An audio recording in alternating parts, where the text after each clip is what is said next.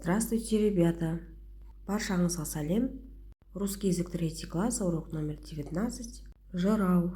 Мудрые учителя казахского народа. Жырау қазақ халқының дана ұстаздары. Вы научитесь слушать, читать и понимать текст, составлять высказывания, выражать свою точку зрения, находить информацию в дополнительных источниках. Различать и использовать конструкции местоимений и словодействия. Упражнение номер 1. Послушать текст, объясните почему. Люди уважали жырау. Бірінші тапсырмада мәтінді оқып, неліктен адамдар жырауды құрметтеген түсіндір. Почему уважали жырау? Потому что они были мудрыми, справедливыми, защитниками культуры, советниками ханов. Кто исполнял героические сказания о батырах? Героические сказания исполняли жырау. Чему учили жырау? Жырау учили управлять страной, заботиться о своей земле и защищать родину. Упражнение номер 2. Прочитайте текст, задание 1. Рассмотрите картинки, предположите, о чем может идти речь в легенде. При ответе используйте новые слова.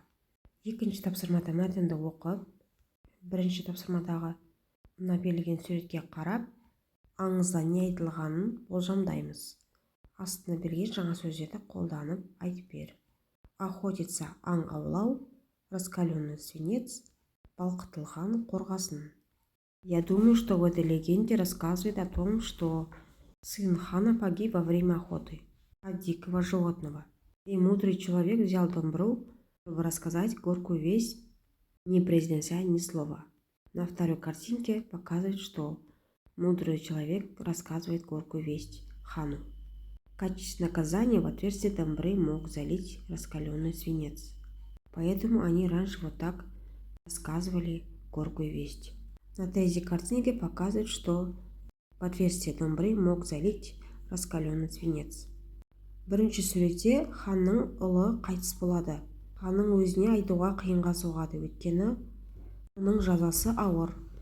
Ханның ұлы аң алып жүрген кезде қайтыс болады. Екінші суретте ханға дана адам келіп, домбырамен жырау арқылы айтып жеткізеді. Үшінші суретте жаза ретінде балқытылған қорғасынды домбырасына қояды. Упражнение номер 3. Посмотрите отрывок из мультфильма Амена Хайдарова «Ақсақ құлан». Подтвердились ли ваши предположения? Назовите героев. Скажите, о каких событиях идет речь. Үшінші тапсырмада Амена Хайдаровтың мультфильмін қарап шығасыздар. Ақсақ құлан деген.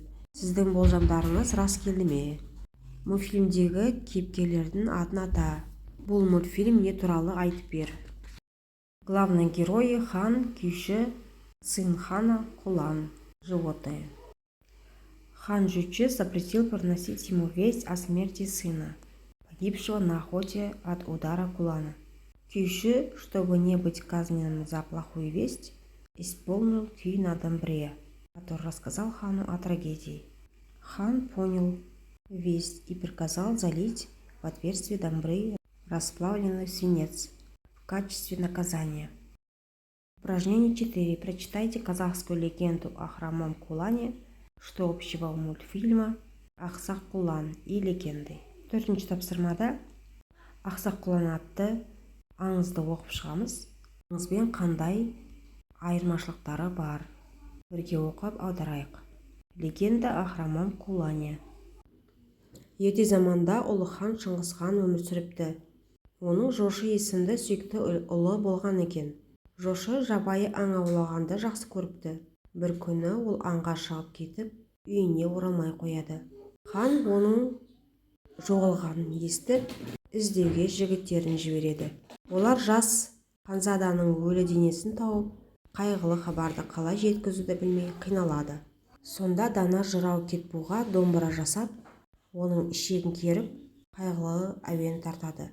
Домбырадан шыққан күйдің ырғағы Жошының өлімін бейнелейді. Ол ақсақ құлан күйін тартып, еш сөзсіз бар шындықты жеткізеді. Хан күйдің мәнін түсініп, шындықты естиді. Хан қатты қайғырып, жаза ретінде домбыраға балқытылған қорғасынды қояды. Енді сұрақтарға жауап береміз. Что общего у мультфильма «Ақсақ құлан» и легенды?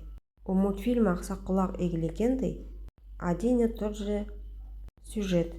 В обоих рассказывается о хане Чингисхане и его любимом сыне Жоше. Найдите в тексте сочетание местоимений и слова действия. Напишите их в тетради. Мәтіннен есімдік пен етістікті табамыз. Дәптеріңізге жазып аламыз. Местоимение: у него, он, они, он понял, он погиб.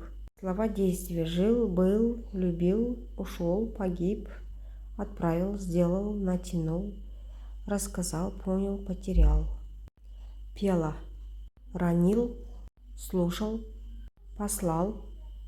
Испугался, узнали, охотился, встретил, ранил, ударил, слушал, плакал, велел, залили, лопнули, поет, пришел, послал, пела. Упражнение номер 5. Выберите неверное утверждение, объясните свой выбор. 5-ші тапсырмада аңыз бойынша қай сөйлем дұрыс емес? Түсіндір. Бұл жерде екі сөйлем дұрыс емес. Мудрый жырау Кетбука играл на кобызе. Неверно, потому что Кетбука играл на домбре, а не на кобызе. Третье. У домбры остались 3 струны. Неверно, потому что у домбры 2 струны. Об этом сказано в легенде. Упражнение 6. Обсудите с одноклассниками, в чем проявилась мудрость жырау. Продолжите высказывание. 6-ші тапсырмада жыраудың даналығы неден танытты? Берілген мәлімдемені жалғастыр. По моему мнению, жырау был мудрым, потому что он давал советы ханам, призывал народ к единству, выступал за справедливость, играл на домбре и передавал глубокие мысли и поучения. Упражнение номер 7 прочитайте в энциклопедии, страница 168. Информация: жырау, асан қайғы. Бұхар жырау, Қазтуған жырау, Кетбуға жырау. Расскажите, что вы узнали. 7-ші тапсырмада 168-ші беттегі асан қайғы, Бұхар жырау мәтіндерін оқып айтып бересіздер. Ол туралы не білдіңіздер? На этом все. Урок окончен. Сабағымыз аяқталды.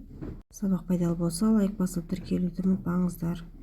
Достарыңызбен бөлісіңіздер. Сау болыңыздар.